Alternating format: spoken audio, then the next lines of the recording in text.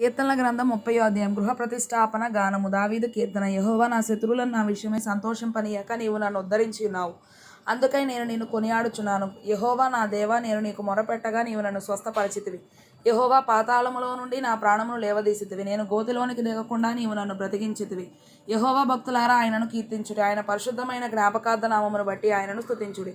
ఆయన కోపం నిమిషమాత్రం ఉండును, ఆయన దయ ఆయుష్కాలం అంతయు నిలుచును.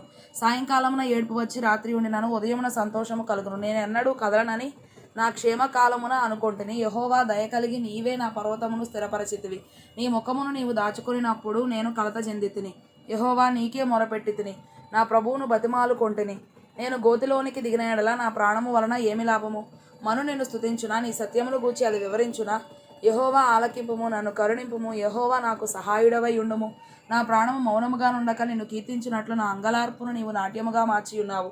నీవు నా గోనెపట్ట విడిపించి సంతోష వస్త్రము నన్ను ధరింపజేసి ఉన్నావు. యెహోవా నా దేవా, నిత్యము నేను నిన్ను స్తుతించెదను.